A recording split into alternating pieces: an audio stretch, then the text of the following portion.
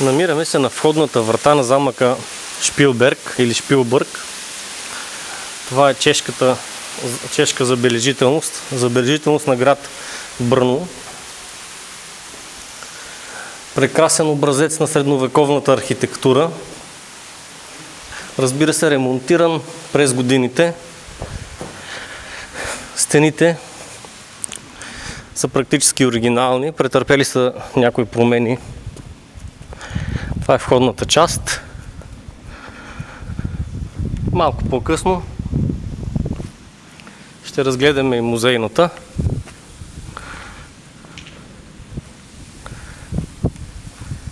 Така изглежда една реновирана, по стари чертежи, средновековна, входна, официална врата на укрепено съоръжение, в този случай замък.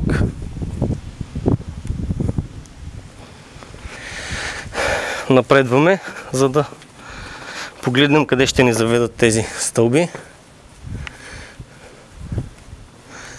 Сега ще ви покажа нещо изключително интересно, което сме виждали само на снимки, а сега и на филмче.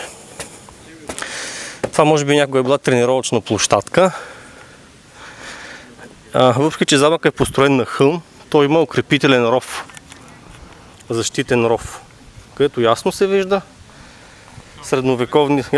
средновековните градежи, както и ремонтите, които са правени в по-скоро време.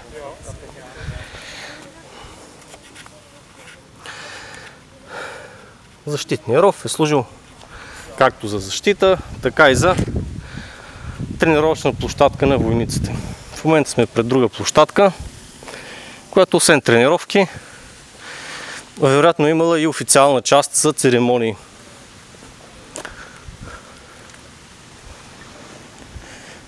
Разбира се, дървен мост, който някога вероятно е бил подвижен, в момента е фиксиран.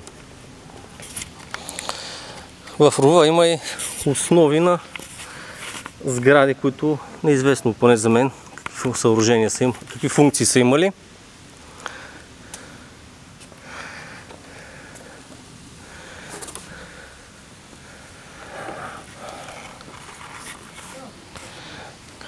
Има и дървена реконструкция, като гледам, може би е набесило.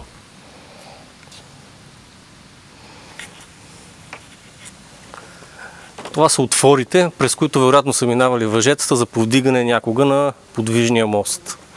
Виждат се отлично.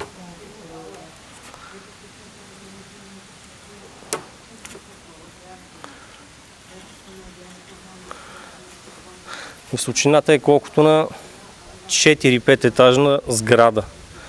Паднало е много работа, за да се изкопае ръчно този защитен ров.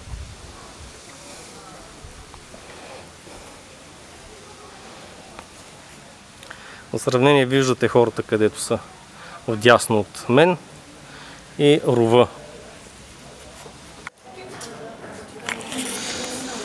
Влизане в Шпилберг, в подземната му зона, ако не се лъжа, това е един от пътя, който води до затворническата част на подземието. Всъщност излиза се, доколкото виждам, на... Да, има и затворническа част май. В рова, който видяхме в предишния клип, охранителния ров, който как са го копали, с какъв ентусиазъм, колко години, много интересен въпрос. Добре, че днес имаме друг вид технологии. Вижда се как е интересно извършено дъгообразно укрепване или реставрация.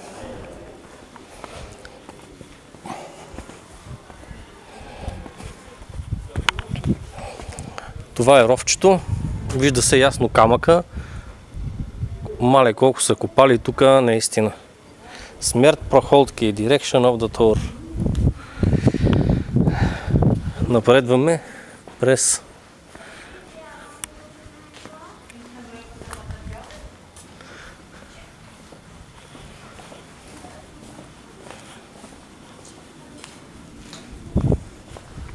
има си и тоалетнички. Да. 3-етажна сграда са вкопали надолу. Ето е вероятно кула, бойница.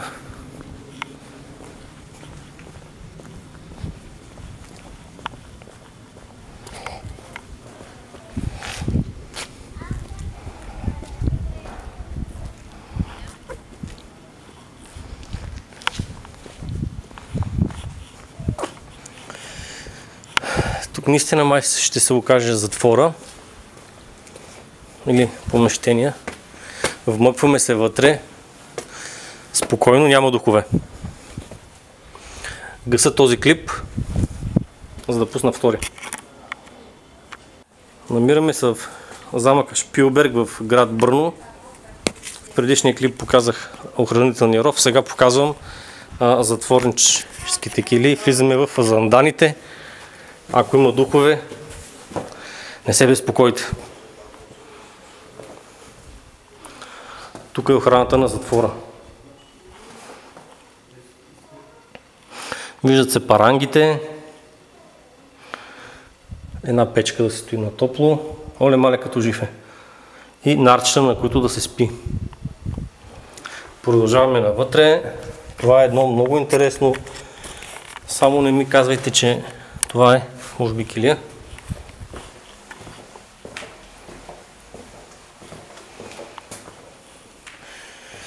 Влизаме в зала с... Това е затворническа килия. Вижда се изключително слабо, тъй като няма осветление, освен екзотичното. Има някаква печка за отопление. Тук навън е 30 градуса, тук са поне 10 градуса, 15 целогодишно. Това са наровете за затворените вътре хора.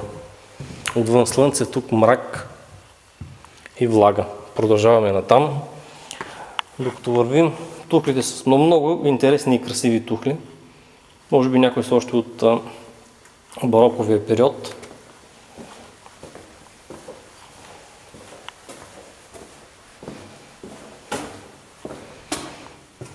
Това е същото помещение, в което влязахме преди малко. Вижда се много добре зандана. Тези прозорци са вероятно единствен източник, т.е. единствен източник на светлина за хората, които някога са били заключвани тук. А при дъжд възможно е да е влизало цялата вода при тях. Тоалетни и канализация няма.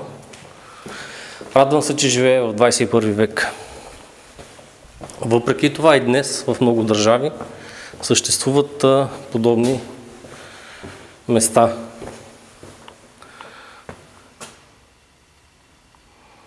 Толкова е тихо дори в момента, че страх ме хваща.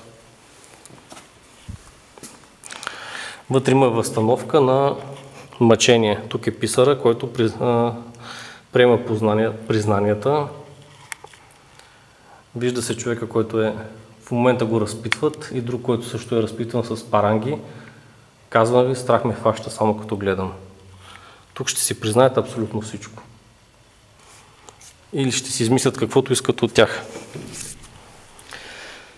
В залата има ехо и се чува, тези стенания биха се чували навсякъде кънтящо. Всичко това е абсолютно реалистично, което го виждате в момента на клипа.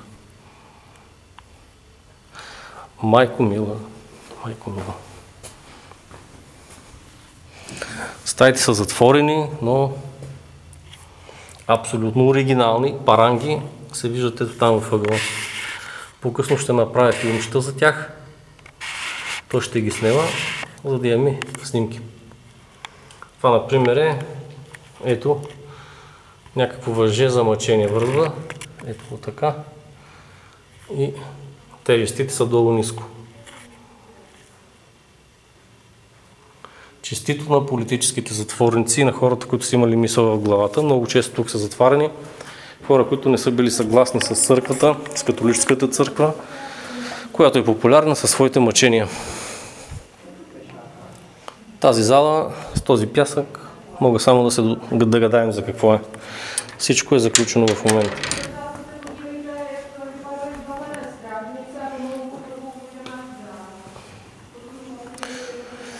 Това е една зала, в която няма направени кукли и възстановки, но показателните табели може да гадаем за какво е. Абсолютно за същото.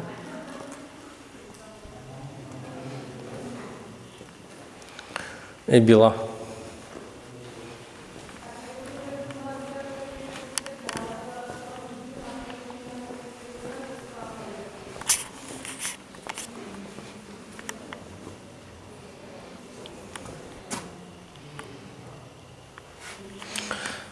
Сега разбирам какво значи инквизиция, реално и колко много е дръпнала Европа назад покрай тази инквизиция. Смазване на всяка мисъл, която е била цветна, шарена, прогресивна. Разбира се, днес влагаме други неща в тези думи, или може би други влагат, обаче това също е зала, в която са извършени разпити.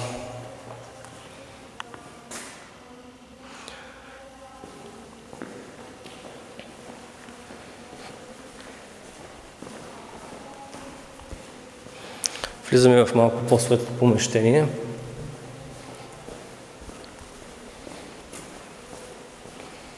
През което се излиза в другата страна на укрепителния ров, на охранителния ров. Да, това е зала за ключарите. И разбира се, насреща е бесилото, за който случайно не си е признал всичко след всички онези мъчения. Така тук да увисне най-демонстративно да бъде увесен.